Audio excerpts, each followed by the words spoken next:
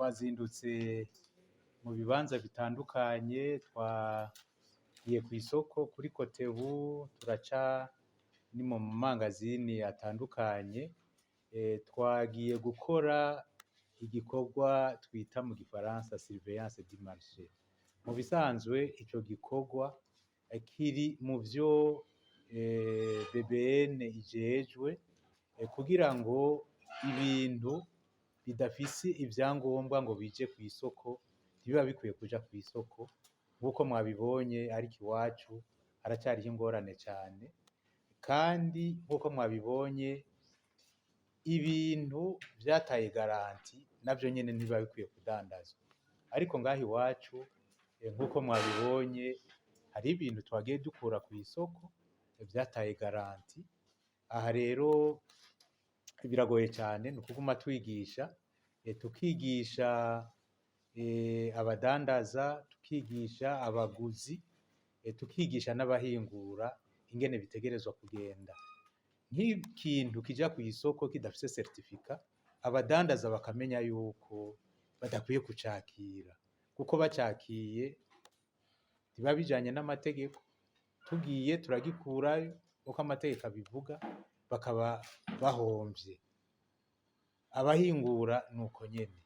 Ariko igikuru twovuga uno munsi ibi dukoze tugira na tombora, mwebwe twama dukorana, murabizi ko twama duhimiriza iminsi yose.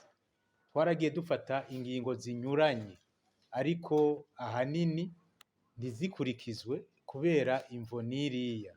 Ubu twarahinduye uburyo bwo gukora. Uno munsi aha twagize ico twita isekeza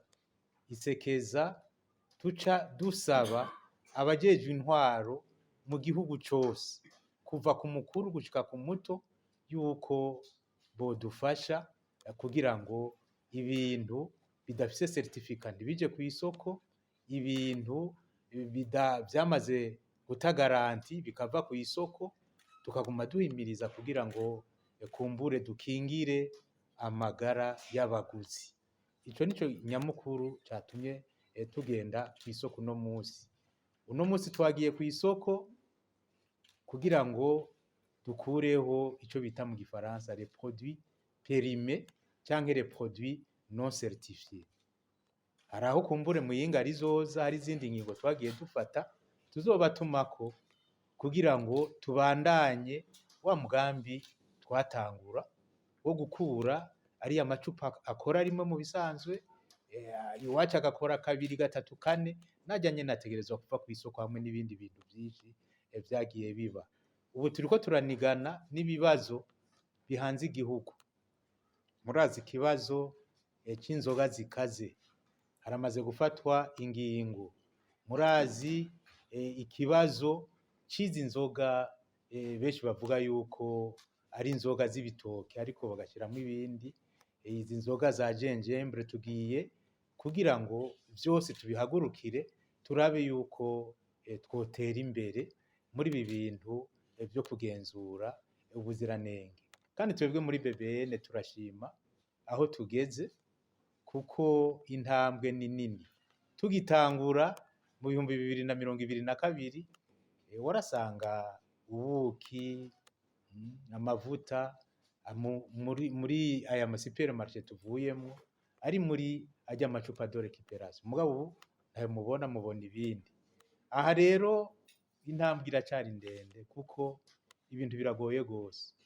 Mwabonye nka zirya nzoga refu twakuye ku isoko, zirya nzoga mu bisanzwe zaheze mu 2023. Mugabo baca bafata igiharuro gatatu bahinduriramo gatanu, 2025. Kazirya mwabonye zifise garanti y'itariki 27 z'ukwezi kwa11 2025, hagiye 2025 yari 2023. Tukaba twumva yuko ibi bishobora kubangamira amagara y'abantu. Ntituzogarukira ngaho gusa, twibaza yuko n'aba bahindagura ibintu polisi yodufasha kugira ngo bamenyekane iyi ngeso iveho kuko irabangamira amagara y'abantu.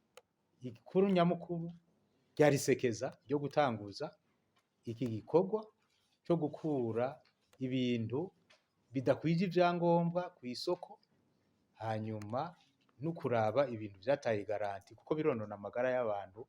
Twagize isekeza aha kuva uno munsi tuca twandikira abajejwe intwaro, tuca twandikira umushikiranganji atujejwe ubudandaji n'amahinguriro, hanyuma nawe adushikire mu bushikiranganji bw'intwaro yo hagati mu gihugu n'umutekano kugira ngo iki gikorwa twatanguje gikorwe hose. Ndetse caratanguye henshi kuko twumvise yuko abari Ngozi ni mu Kayanza bariko barakora iki gikorwa twatanguje uno munsi.